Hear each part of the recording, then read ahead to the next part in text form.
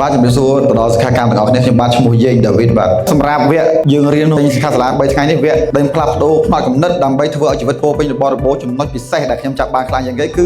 វគ្គ learn តែយើងរៀនដើម្បីអីទី1រៀនដើម្បីដឹកនាំទី2រៀនដើម្បីរកលុយទី3រៀនដើម្បីផ្លាស់ប្ដូរផ្នត់គំនិតយើងរៀនដើម្បីផ្លាស់ប្ដូរអរិយាប័ត្រទាំងក្នុងទាំងក្រៅទី4រៀនដើម្បីបង្កើតទំនាក់ទំនងទី5រៀនដើម្បីដឹងពីព័ត៌មានគ្រប់ទិសទីដើម្បីធ្វើឲ្យជីវិតយើងវាប្រសើរឡើងជាងមុនពីមុននៅពេលដែលគេនិយាយកិច្ចការងារអីយើងអត់ច្បាស់ទេអញ្ចឹងបើគេនិយាយរឿងអីដាក់លុយបានលុយអញ្ចឹងយើងគិតថាវាប្រយោជន៍ធំអញ្ចឹងនៅពេលដែលយើងទៅវិនិយោគជាមួយគេនោះយើងប្រឈមហើយនឹងហានិភ័យដោយសារតែយើងអត់ទទួលបានព័ត៌មានពីគ្រប់ទិសទីទេអញ្ចឹងកន្លែងនេះជាចំណុចពិសេសមួយដែលខ្ញុំធ្លាប់បានឆ្លងកាត់ចំណុចដែលខ្ញុំចាប់បានខ្លាំងជាងគេគឺមេរៀនលឿនកន្លែងនេះទៅធ្វើខ្ញុំចាប់អារម្មណ៍ខ្លាំងមែនទែនដោយវាជាបទពិសោធន៍ថ្មីមួយនិងចំណេះដឹងថ្មីមួយធ្វើឲ្យខ្ញុំអាចយកទៅកែប្រែជីវិតនិងផ្លាស់ប្ដូរផ្នត់គំនិតឲ្យវាបានច្បាស់ជាងមុនដោយសារតែខ្ញុំមានចំណេះដឹងថ្មីទាក់ទងនឹងវគ្គលឿននេះបាទអរគុណ